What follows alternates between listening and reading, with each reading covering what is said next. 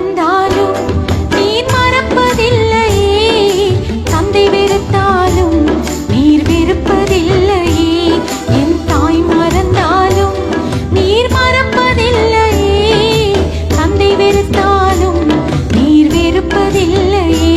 தந்தை தாயினும் மேலானவர், தாங்கி என்றும் என்னை சுமப்பவர்.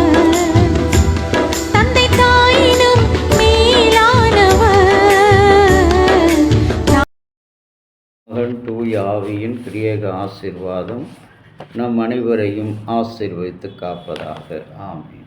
என் அன்பு இறை மக்களே, இந்த காலை நேரத்தினுடைய சிந்தனைக்காக யோசுவா 11ஆம் அதிகாரம் 19வது வசனத்தினுடைய பிற்பகுதி.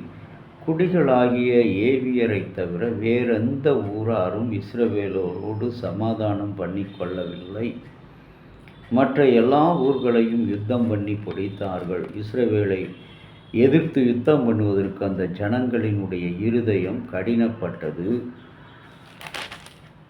அவர்கள் இரக்கம் பெறாமல் சங்கரிக்கப்பட்டார்கள். கர்த்தர் மோசேக்கு கட்டளையிட்டபடியே அழிக்கப்பட்டார்கள். இவைகளெல்லாம் கர்த்தரால் நடந்தது.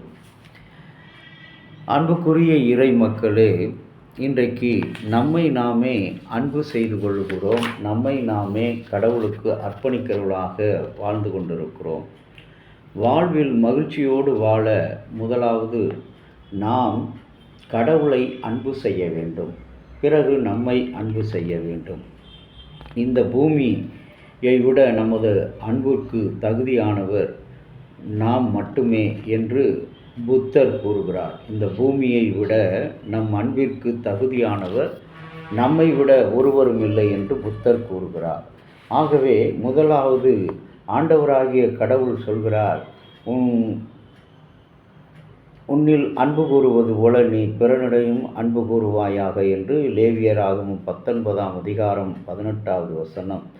அந்த வார்த்தையின்படி அமெரிக்க உளவியலாளர் குறிப்பிடுகிறார்.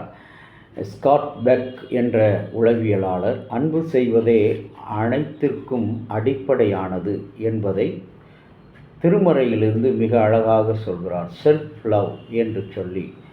அன்பான இறை மக்களே, இன்னைக்கு செல்ஃப் லவ், செல்ஃப் அக்செப்டன்ஸ், இந்த யோசுவாவினுடைய அழைப்பை நாம் உணருகின்ற வேளையில் இந்த 11ஆம் அதிகாரம் 19வது வசனம் முதல் 21வது வசனம் வரை ஆண்டவராகிய கடவுள் யோசுவாவை கொண்டு நடத்துகிறார்.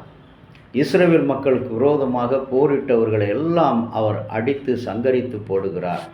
அங்கே ஏவியரை மட்டும் என்ன செய்கிறார்கள்? இஸ்ரவேலுக்கு விரோதமாக போர் செய்ய, இஸ்ரவேலரோடு சேர்ந்து போர் செய்ய அவர்களுக்கு ஆதரவாக இருந்தார்கள். மற்ற எல்லா ஊர்களையும் யுத்தம் பண்ணி இந்த யோசுவா பிடித்து கொள்கிறார். பிடித்து கொள்ளும் பொழுது அவர் யுத்தம் பண்ணுகிற அந்த ஜனங்கள் இருதயம் கடினப்பட்டது. இவனுக்காக நான் ஏன் செய்ய வேண்டும்? இவன் நம்முடைய ஜாதிக்காரனா, நம்முடைய இனத்தானா என்று சொல்லுகின்ற அந்த கருத்தை அவர்கள் மனதிலே எண்ணிக்கொண்டவர்களாக, இஸ்ரவேலுக்காக நான் ஏன் யுத்தம் செய்ய வேண்டும் என்று சொல்லி இருதயம் கடினப்பட்டது.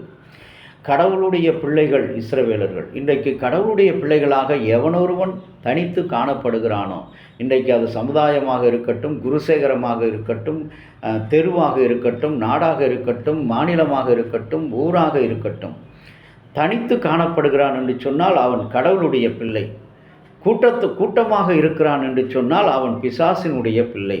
ஏனென்று சொன்னால் தன்னை சுற்றி இருக்கிற மக்களை இன்றைக்கு நாம் கண்டுகொள்வது, அண்டர்ஸ்டாண்ட் பண்ணிக்கொள்வது, புரிந்து கொள்வது மிக மிக கடினமான ஒரு செயலாக இருக்கிறது. இங்கே இஸ்ரவேலுக்கு போரிடுவதற்கு ஜனங்களுடைய இருதயம் கடினப்பட்டது. கர்த்தர் அவர்கள் அனைவரையும் சங்கரித்தார், அடித்தார். இன்றைக்கு நீ தனியாக இருக்கிறாய். என்னை நானே அன்பு செய்து கொள்ள என்னால் முடியவில்லை. நான் பிறரையே நேசித்து கொண்டிருக்கிறேன், கூட்டங்களை நோக்கி கொண்டிருக்கிறேன், நம்மை தேடுவதற்கு ஒருவரும் இல்லை, எனக்கு இவ்வளவு ஜனங்கள் இல்லை, நான் அர்ப்பனும் சொற்பனுமாக இருக்கிறேன் இந்த நாட்டில், இந்த திருச்சபையில், இந்த தெருவில், இந்த குருசேகரத்தில் நான் அர்ப்பனாக இருக்கிறேன், சொற்ப ஜனமாக இருக்கிறேன் என்று கவலைப்படுகிறாயே. கவலைப்படாதே. கர்த்தர் உனக்கு விரோதமாக எழும்புகிறவர்கள். நீ ஒரு இஸ்ரவேலராக ஆண்டவர் இந்த நாளில் உனக்கு நினைவுபடுத்துகிறார். நீ ஒரு இஸ்ரவேலர். உனக்கு விரோதமாக இருதய கடினத்தோடு வருகிறவர்களை கர்த்தர் சங்கரித்து போடுவார், அடித்து போடுவார். இது கர்த்தரே இதை ஏற்படுத்தினார் என்று சொல்லி 21ஆம் வசனத்தில் 20வது வசனத்தில் பார்க்கிறோம். ஆகவே அன்புக்குரிய இறை மக்களை, இன்றைக்கு எனக்கு யார்? இன்றைக்கு முதலாவது என்னை படைத்த கடவுளை நான் அன்பு செய்ய வேண்டும். என்னை அன்பு செய்யும் கடவுளை, என்னை நானே முதலாக நான் நேசிக்க எனக்கு கற்றுக் கொடுங்க என்று சொல்லி ஆண்டவரிடத்தில் கேட்க வேண்டும். நம்மிடம் இல்லாதவைகளை பற்றித்தான் அநேக நேரங்களிலே நாம் கவலைப்படுகிறோம். நமது இயல்பாக அது மாறியும் விட்டது. எப்படி என்று சொல்லும் பொழுது, வெயில் காலத்தில் நாம் அனைவரும் மழை வராதா என்று ஏங்குவோம். மழை காலத்தில் ஏன் இந்த மழை தொடர்ந்து பெய்து கொண்டிருக்கிறது, என் வேலையை கெடுக்கிறது, கொஞ்ச நேரம் வெயில் போட்டால் போதும், என்னுடைய துணியை காய வைத்துக் கொள்வேன், என்னுடைய தானியங்களை நான் வெயிலில் உழைத்து கொள்வேன் என்று சொல்கிறோம். ஆகவே இப்படிப்பட்ட காரியமாக அநேக நேரங்களில் நம்முடைய சரீரத்தை கூட அவ்வாறாக நாம் உணர்ந்து கொள்கிறோம். கொஞ்சம் நான் வெள்ளையாக இருந்தால், சிகப்பாக இருந்தால், கலராக இருந்தால் நன்றாக இருந்திருக்குமே என்று சொல்லி நாம் பிறரோடு ஒப்பிட்டு பார்ப்பதனால்தான் நம்மால் எந்த ஒரு செயலையும் தீர்க்கமாக எடுக்க முடியவில்லை. இன்றைக்கு நான் தனிமையாக காணப்படுகிறேன் என்று சொன்னால், எனக்கு ஒருவருமே இல்லை. இந்த நாட்டிலும் சரி, இந்த ஊரிலும் சரி, என்னுடைய உறவுகளிலும் சரி, நான் அங்கம் வைக்கிற இந்த திருச்சபையில் ஒருவரும் இல்லை என்று சொன்னால், ஐ ஆம் த இஸ்ரவேலர். நான் ஒரு இஸ்ரவேலர், ஆண்டவருடைய பிள்ளை. எனக்கு விரோதமாக எழும்புகிறவர்களை, எனக்கு விரோதமாக கூட்டம் கொடுக்கிறவர்களை என் தேவன் சங்கரித்து போடுவார். இது கர்த்தரால் நடக்கக்கூடிய காரியம். ஆகவே எதை நினைத்தும் பிறரோடு ஒப்பிட்டு பார்க்க வேண்டாம். அந்த ஒப்பிடுகின்ற வாழ்க்கை உன்னை அகல பாதாளத்திலே தள்ளிவிடும். அதனால் நீ தவறுகளை செய்வதற்கு சூழ்நிலை ஏற்படும், நினைவுகள் ஏற்படும். ஆகவே இந்த திருநாளிலே கடவுள் கரத்தில் நம்மை முற்றிலுமாக ஒப்பு கொடுத்து, ஆண்டவரே, நான் பிறரோடு என்னை ஒப்பிட்டு பார்க்காதபடி நான் ஒரு இஸ்ரவேலன், கடவுளுடைய பிள்ளை, எனக்காக யுத்தம் பண்ணுகிறவரின் தேவன், எனக்காக நன்மை கொடுக்கிறவர் தேவன் என்று சொல்லும்படியாய் விசுவாசத்தோடு கடவுளை நோக்கி பார்ப்போம். இரக்கமுள்ள இயேசு சுவாமி, அன்புள்ள உம்முடைய கிருபையினாலே, இரக்கத்தினாலே நாங்கள் இந்த புதிய நாளை பார்த்திருக்கிறோம்.